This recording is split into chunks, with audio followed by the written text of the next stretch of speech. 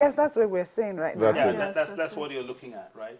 So you may not travel from here to Kaduna as this rudimentary stage, but if I was in a complex, I could actually drive a vehicle with water instead of with gasoline. So that's the we know we're talking about the alternative sources of fuel. Now that's another opportunity there, and built by students In Nigeria. in Nigeria. Yes. I mean, this is amazing. there was when they finish this, when they go through this program, how long does this program last? We kick off, it's about a year, so it starts in March with we call a collaborative workshop where we have profs teach them new skills, how to brainstorm and that sort of thing. And then they pick a project of their own that they want to work on. In August, they come back and present to a group of judges their ideas, and then the judges look at them and shortlist them for the ones that would move on to November. And November is the final challenge where they present the work they've developed all year long. Is it for a certain group of schools or cuts across every school? The idea of SEED actually is to engage with what we call underserved schools in the communities around us.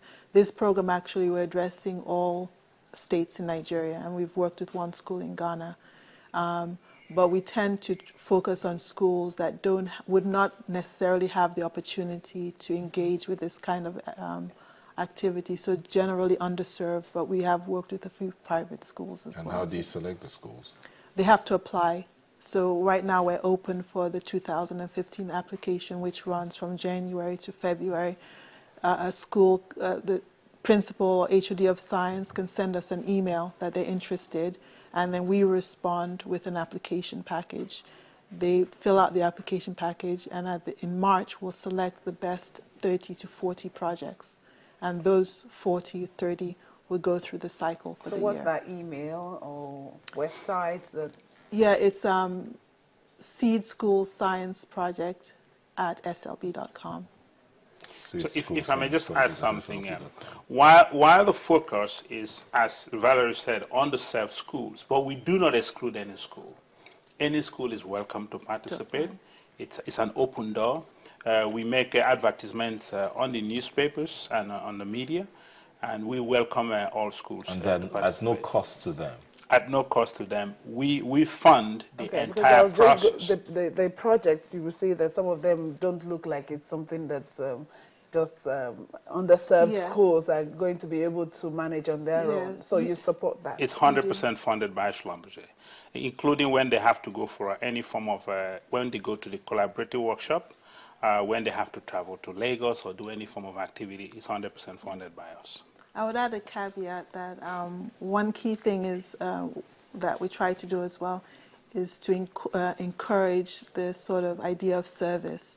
So any school that goes through the process, we try and advise them that this is actually service. So we know you have a lot of other things to do, and the idea of funding 100% may be not possible entirely. So anything you're doing, there's going to be some effort on your end, and also it might be some minor financial contribution, whether it's calling on the phone, calling your mentor, or calling us to say, I have a problem. You're doing full funding, you don't fund the telephone calls. Just to say that it's funded, but there may be a few expenses that you would have to bear on your own. So don't expect 100%. So if any school is watching now, maybe a principal or even a student, they should go to Seed School Science at slb.com. And easier, they can always email me directly, which is vedosian@slb.com. vedosian at slp.com. Exactly,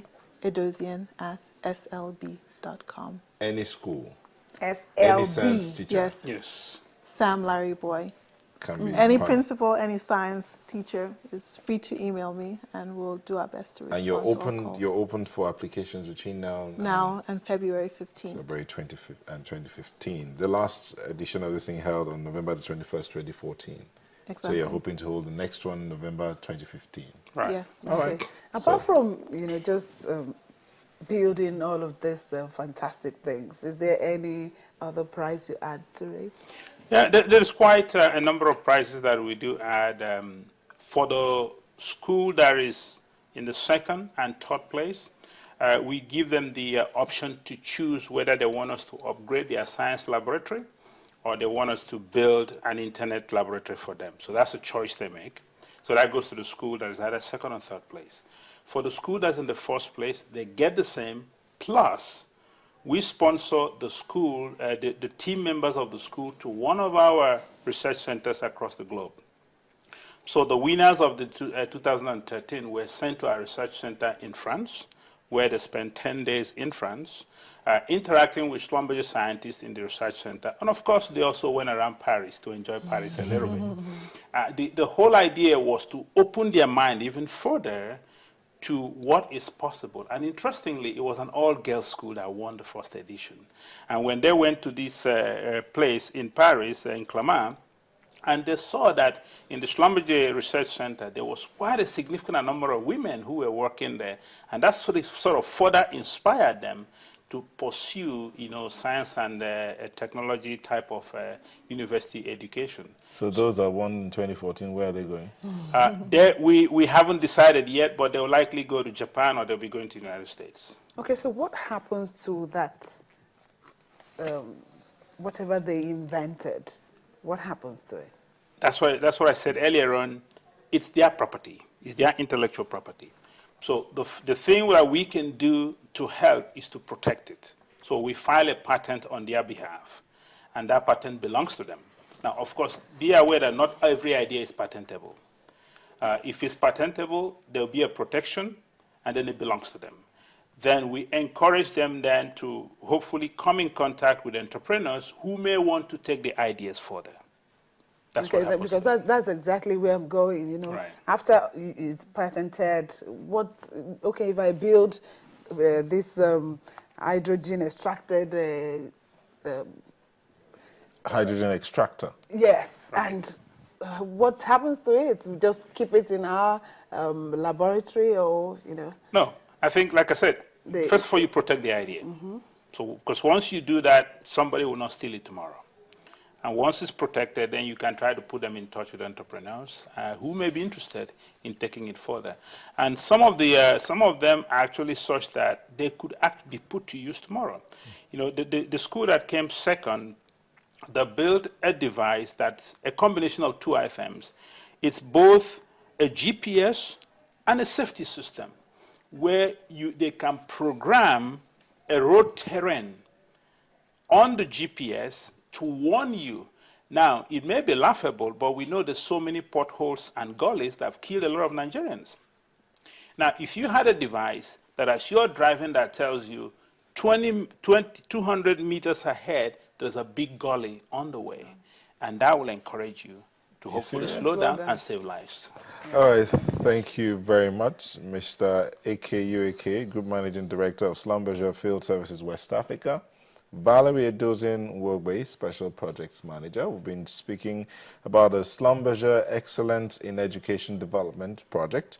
If you want to be a part of it, it's open to all schools, and right now they're open for applications between now and March. You can log on to seedschoolscience@slb.com or email Edozien@slp.com, and they will reply with a service pack or an application pack. It's open to all schools. Any science teacher that's interested in pushing or boosting the morale of his students can also apply. And as they said, they are fully funding it except your phone calls. Anyway, that's it for this segment on Sunrise. We'll be back shortly. Please don't go away.